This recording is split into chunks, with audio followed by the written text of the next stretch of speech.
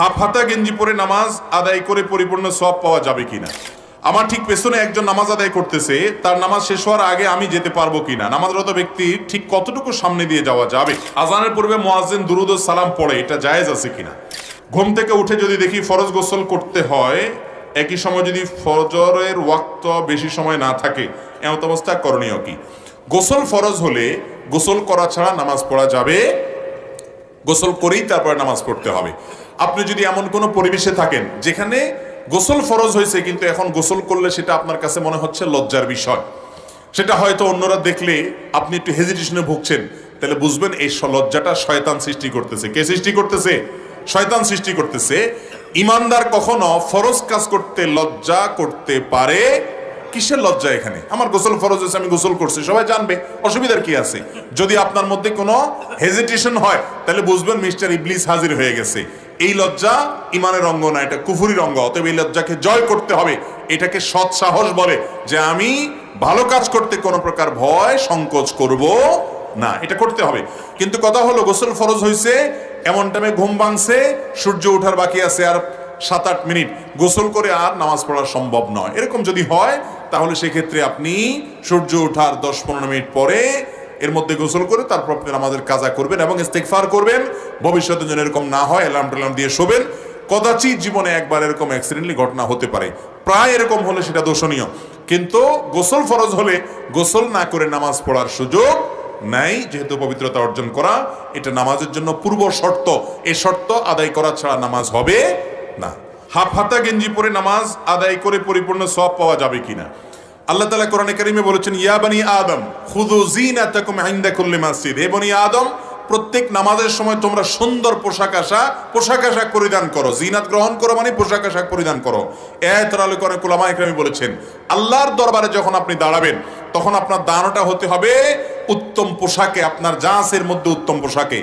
আপনি একেবারে নরমাল যে পোশাক পরে কোনো অফিস আদালতে যান না, মিটিংয়ে যান না, ভালো কোনো মানুষের কাছে যান না, সেই পোশাক পরে যদি আপনি নামাজে দাঁড়ায় যান, কেমন যেন আপনি আল্লাহর দরবারটাকে তুচ্ছ করলেন, হেয় করলেন, আপনি আল্লাহর দরবারটাকে কোনো মর্যাদা দিলেন না। এই জন্য আল্লাহর সামনে দাঁড়াতে গিয়ে এরকম কোনো পোশাক পরা উচিত নয় যেটা পরে আপনি অন্য কোথাও যান না। এখন সাধারণত হাফ হাতা গেঞ্জি বা আপনার টেডি মার্কা অনেক গেঞ্জি টেঞ্জি আছে, এগুলো পরে আমরা গুরুত্বপূর্ণ কোনো জায়গায় যাই না, সেজন্য এগুলো পরে সালাত আদায় করা মাকরুহ। আপনি শার্ট পরেন আর যাই পরেন, এমন পোশাক পরেন যে পোশাকটা পরে আপনি ভালো জায়গায় যান, গুরুত্বপূর্ণ মানুষদের কাছে যান। আপনি নামাজের সময় আসলেন আর নর্মাল কাপড় পরলেন, অনেকে দেখা যায় বাসার বাড়িতে গামছা গায়ে দিয়ে নামাজ পড়া শুরু করে দেয়, আছে না নাই?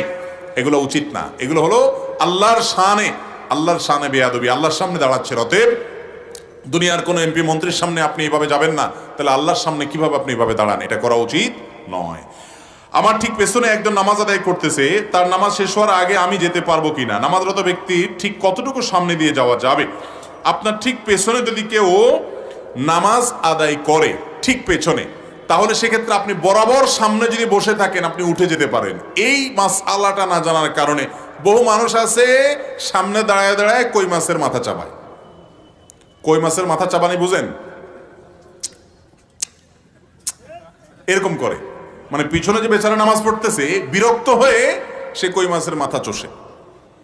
তো এবার ওই বেচারা কই মাছের মাথা চষা বুঝেন নাই, মানে বিরক্ত আর কি। সে এই যে বিরক্তি প্রকাশ করতেছেন আপনি, পিছনে যে বেচারা নামাজে দাঁড়াইছে তার নামাজের অবস্থা কাহিল হয়ে যাবে, কারণ সে বারবার দেখতেছে আপনি পিছনে বড় বড় চোখ করে তাকাচ্ছেন তার দিকে, তখন তার নামাজের অবস্থা কাহিল হবে না?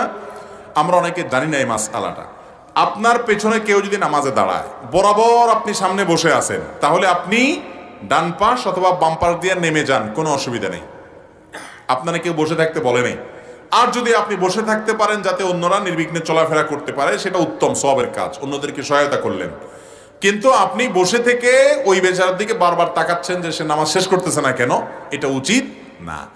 আরেকটা পদ্ধতি আছে, সেটাও জায়েজ। সেটা হলো নামাজ একজনে পড়ছে, আপনি পেছন থেকে ঠিক তার বরাবর সামনে উঠে দাঁড়ায় গেলেন। কথার কথা জামাত দাঁড়ায় গেছে, এখন একজনের সুন্নত পড়তেছে, এখন শেষের দিকে আছে, তো সামনের কাতারে তার যে নামাজ পড়তেছে তার বরাবর সামনে একজনের জায়গা ফাঁকা আছে, ডানে বামে মুসল্লি ফিল আপ হয়ে গেছে, তা আপনি এক পাশ থেকে আস্তে করে বরাবর দাঁড়ায় যান, কোনো অসুবিধা নেই।